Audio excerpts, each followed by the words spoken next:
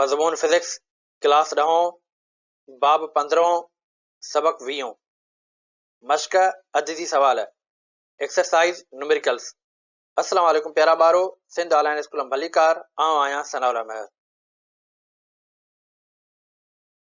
प्यारा बारो, हींअर असीं सेक्शन बी स्ट्रक्चर्ड क्वेश्चन खे सम्झण जी कोशिशि कंदासीं।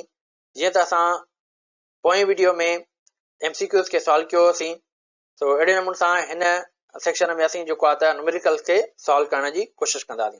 पहिरें न्यूमेरिकल जी स्टेटमेंट में चवे थो the current in a pocket calculator is 0.0002 ampere, how much charge flows every minutes. चवे थो त हिकु कैलकुलेटर आहे जंहिंमें करंट जेको आहे त उहो फ्लो थो करे जेको आहे 0.0002 एम्पियर। त चवे थो त हर मिंट में जेको आहे त उन कैलकुलेटर में केतिरी चार्ज फ्लो कंदी जॾहिं त करंट हेतिरो थो फ्लो करे। तो प्यारा ॿारो, सभ खां पहिरीं असां हिन जी डेटा ठाहींदासीं। डेटा में करंट जेको आहे असांखे मिलियल आहे उहो आहे 0.0002 एम्पियर ऐं उन खां बाद में टाइम असांखे जेको मिलियल आहे उहो मिलियल आहे 1 मिंट। ठीकु आहे, ऐं 1 मिंट में 60 सेकंड्स हूंदा आहिनि। ऐं उन खां बाद में असांखे मालूम छा आहे करणो, उन कैलकुलेटर में केतिरी चार्ज फ्लो थी करे। सॉल्यूशन जी तरफ़ हलंदासीं। सभ खां पहिरीं असां करंट जो फार्मूलो जेको आहे त ॾिसंदासीं त करंट जो फार्मूलो कहिड़ो आहे। करंट जो फार्मूलो असां वटि I = Q/T। ठीकु आहे, charge per unit time is called current. ठीकु आहे, उन खां बाद में प्यारा ॿारो हाणे असांखे मालूम छा आहे करणो, मालूम असांखे चार्ज करणी आहे। त छा कंदासीं, हिन फार्मूले खे असां रीअरेंज कंदासीं त हीअ ठही पवंदो Q = I × T। हाणे वैल्यू पुट कंदासीं। करंट जो वैल्यू असांखे ऑलरेडी मिलियल आहे ऐं उन खां बाद में टाइम बि असांखे मिली वियो। ठीकु आहे, ॿई वैल्यू असां हिते पुट कंदासीं त करंट आहे असां वटि 0.0002 ऐं टाइम आहे असां वटि 60 सेकंड। जॾहिं 60 सेकंड्स खे असां 0.0002 सां मल्टीप्लाई कंदासीं त असां वटि जवाबु ईंदो Q = 0.012 कूलम।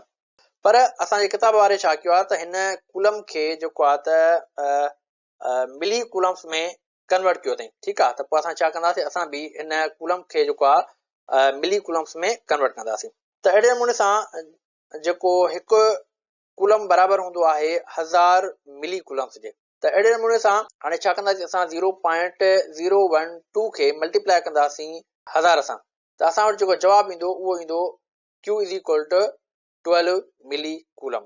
ठीकु आहे, यानी जेकॾहिं असां वटि करंट उन कैलकुलेटर में 0.0002 एम्पियर गुज़रे थो त हर मिंट में जेका चार्ज उन कैलकुलेटर मां गुज़रंदी उहा घणी गुज़रंदी, 12 मिली कूलम।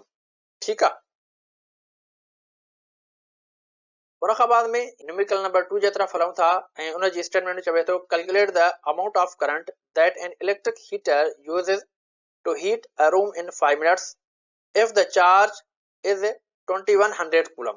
चवे थो त हिन हीटर जो जेको आहे त करंट मालूम कयो जॾहिं त ही हीटर जेको आहे त 5 मिंटनि में रूम खे गरम थो करे ऐं इन हीटर में जेका चार्ज गुज़रे थी उहा गुज़रे थी 2100 कूलम। तो प्यारा ॿारो, सभ खां पहिरीं असां डेटा ठाहींदासीं। सभ खां पहिरीं असांखे जेको आहे हिते टाइम ॾिनल आहे 5 मिंट। असां छा कंदासीं, 5 मिंटनि खे असांखे जेको आहे कन्वर्ट करणो आहे सेकंड्स में। त पोइ असां छा कंदासीं, हिन 5 खे मल्टीप्लाई कंदासीं 60 सां त असां वटि जेके सेकंड्स निकिरींदा उहे निकिरींदा 300 सेकंड्स। उन खां बाद में असां वटि जेका चार्ज आहे उहा केतिरी आहे, उहा आहे असां वटि 2100 कूलम ऐं असांखे मालूम छा आहे करणो, जेको आहे त करंट मालूम करणो आहे। सो अहिड़े नमूने सां प्यारा ॿारो हाणे असां जेको आहे त सॉल्यूशन जी तरफ़ हलंदासीं ऐं सॉल्यूशन में असां वटि जेको फार्मूलो आहे उहो आहे I = Q/T। हाणे असांखे मालूम छा आहे करणो, करंट मालूम करणो आहे। तो हिन फार्मूले खे असांखे वधीक छेड़छाड़ न करणी, सिर्फ़ु असां हिन में वैल्यू पुट कंदासीं। ठीकु आहे, तो चार्ज आहे असां वटि 2100 ऐं टाइम असां वटि आहे 300। ठीकु आहे, हाणे 2100 खे डिवाइड कंदासीं 300 सां त असां वटि जेको जवाबु ईंदो उहो ईंदो असां वटि 7 एम्पियर। ठीकु आहे प्यारा ॿारो, हाणे असांखे इहा ख़बर पइजी वई त जॾहिं हिकिड़ो हीटर आहे उहो 5 मिंटनि ताईं जेको आहे त जॾहिं हले थो त हू जेको आहे त माना 2100 कूलम चार्ज कंज़्यूम थो करे त उन में हिन जो जेको करंट आहे उहो केतिरो हूंदो, उहो हूंदो असांजो जेको आहे त 7 एम्पियर। ठीकु आहे,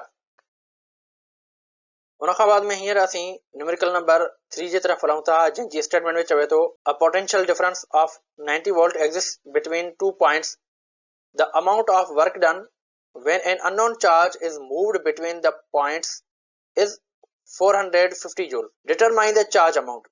हाणे हिन चवण जो मतिलबु इहो आहे त चवे थो त ॿ पॉइंट्स आहिनि ऐं उन ॿिन्ही पॉइंट्स जे विच में जेको पोटेंशियल डिफरेंस आहे उहो आहे 90 वोल्ट्स.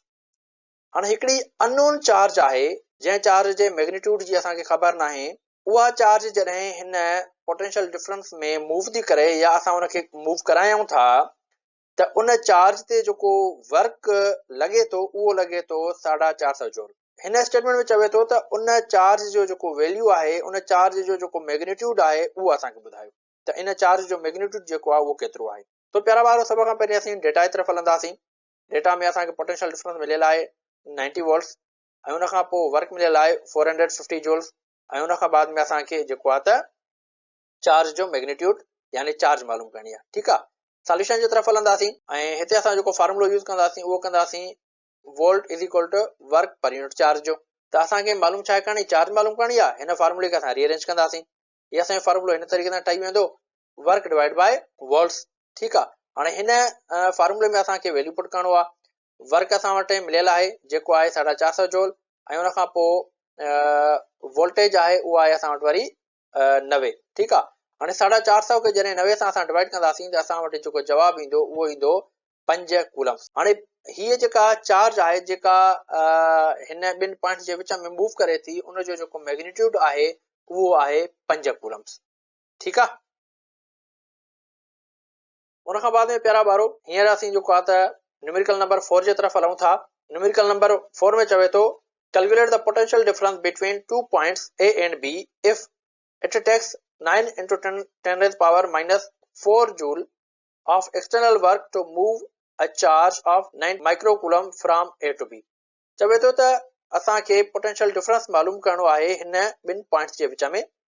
जॾहिं त हिकिड़ी चार्ज आहे उन ते जेको वर्क थिए थो उहो थिए थो 9 into 10 raised power minus 4 joule. ठीकु आहे.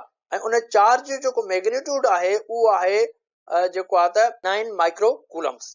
हाणे असांखे हिन ॿिनि पॉइंट जे विच में जेको पोटेंशियल डिफरेंस आहे उहो असांखे जेको आहे त मालूम करणो आहे. ठीकु आहे प्यारा ॿारो. त अहिड़े नमूने सां सभ खां पहिरीं असीं डेटा जी तरफ़ हलंदासीं. डेटा में असांखे छा छा मिलियल आहे. वर्क मिलियल आहे 9 into 10 raised power minus 4 joule ऐं उन खां बाद में असां वटि जेका चार्ज मिलियल आहे उहा मिलियल आहे 9 माइक्रोकूलम्स. ठीकु आहे. हाणे 9 माइक्रोकूलम्स खे असांखे जेको आहे कूलम्स में तब्दील करणी आहे.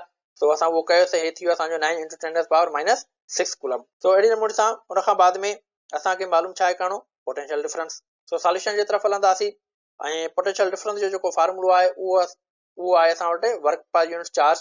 ठीकु आहे.